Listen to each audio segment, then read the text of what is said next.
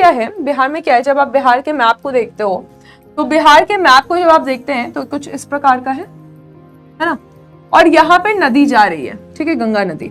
ये साउथ बिहार है, ये जो है ना ये जनरली सूखा से प्रभावित होता है, तो ड्राउट से प्रभावित होता है। और जो नॉर्थ बिहार है ये जनरली फ्लड से प्रभावित होता है, ठीक है। तो यहाँ पे क्या हो जाता है, यहाँ पे बाढ़ आ जाता है क्योंकि यहाँ पे बहुत सारे रिवर्स हैं। और कौन से रिवर्स हैं, कौन सी नदियां हैं, जो गंगा की सहायक नदी है, ये सारी नदियां जो है पेरिनियल है। पेरिनियल का मतलब होता है कि सदाबहार है, ठीक है। सदाबहार नदी का मतलब क्या होता है कि इनको, ये जो है नदियां, ये पानी पर यानी बरसात पर निर्भर नहीं है।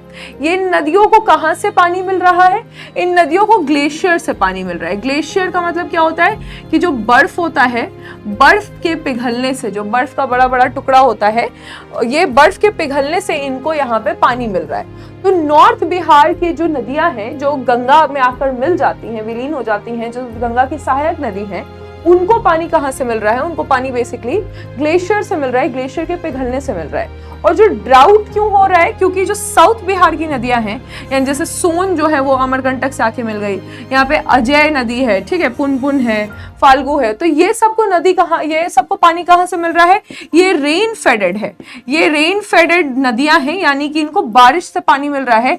ये सीजनल है, यानी कि मौसम पे डिपेंड करता है, मौसम पे डिपेंड करता है। और इसीलिए नॉर्थ बिहार जो है ये बाढ़ से प्रभावित है और साउथ बिहार जो है ये सूखे से प्रभावित है। इस साल बहुत कस के एल नीनो आने वाला है, आपने सुना होगा एल नीनो के बारे में, तो एल नीनो पे मैंने आपको लिखाया भी हुआ है पहले भी। तो एल नीनो में क्या होता है कि जो बारिश, जो बरसात इंडिया के साइड आने वाली है, ठीक है, जो बरसात इंडिया के साइड आने वाली है, वो बरसात इंडिया के साइड ना आकर पेरू के साइड चली जाती है। पेरू जो है साउथ अमेरिका का देश है, इस साइड चली जाती है। और इसी एल नीनो का मतलब होता है गॉड्स चाइल्ड, ठीक है, तो भगवान जी का बेटा, ठीक है, तो या लिटिल बॉय भी इसको कहते हैं, लिटिल बॉय यानी भगवान का छोटा बच्चा, जीसस का। तो यहाँ पे इनके लिए तो ये भगवान का अवतार हो गया, लेकिन हमारे लिए क्या हो गया कि ये अच्छी बात नहीं है, क्योंकि हमारे देश में ज्यादातर किसान जो हैं वो बारिश पे डिपेंड करते हैं अपने फसल के लिए।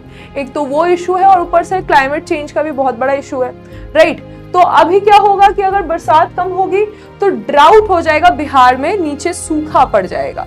ऊपर जो है उतना ज्यादा फर्क नहीं पड़ेगा, लेकिन अगर बहुत ज्यादा ग्लेशियर पिघल गया क्लाइमेट चेंज के कारण, बहुत ज्यादा अगर गर्मी हो गई, ग्लेशियर पिघल गया, तो नदियों में और उफान आने लगेगा। जैसे कि आपको पता होगा कि कोसी नदी बिहार की सोख नदी कहलाती है। उसी तरह से दामोदर नदी भी क्या थी, दामोदर नदी ये झारखंड और वेस्ट बंगाल की सोख नदी थी। तो हमने डीवीसी प्रोजेक्ट बनाया, दामोदर वैली कॉर्पोरेशन बनाया, जिसके तहत यहाँ पे बांध बना। कोसी में भी बांध है, लेकिन तो भी आप सुनते होंगे कि कोसी जो है बिहार में बाढ़ लाती है। अब आपको मुझे एक होमवर्क करके देना है, आप करेंगे, आपने एक डैम का लिस्ट बनाना है, ठीक है, और आपने एक रिवर का लिस्ट बनाना है। तो मैं चाहती हूँ कि आपको पता हो कि गंडक हो गया, ठीक है, त्रिवेणी वगैरह आपने सुना होगा, तो गंडक पे कौन कौन सा डैम है, कोसी पे कौन कौन सा डैम है, सोन पे कौन कौन सा डैम है। तो बिहार में जो भी नदियां बहती हैं उनका एक लिस्ट आप बनाइएगा, और उस पे जो भी मल्टीपर्पस प्रोजेक्ट्स हैं, जो बांध है जिसको आप डैम कहते हैं, उसका आपने लिस्ट बना के मुझे देना है। क्योंकि बिहार में जब क्वेश्चन आएगा इस टाइप का, तो आपसे दो चीज तो हमेशा ये पूछी जाएगी, एक तो आज मैं आपको डैम के लिए दे रही हूँ, और एक और दिन आपको नेक्स्ट डे आपको मिनरल्स के लिए दिया जाएगा, ठीक है। तो आपसे खनिज पदार्थ बिहार के पूछे जाते हैं। पिछले बार भी 67th के मेंस में भी आ चुका है, और 67th के प्रीलिम्स में भी आपसे एमसीक्यू के फॉर्मेट में आया है, 68th में भी आया है, 69th में भी आएगा।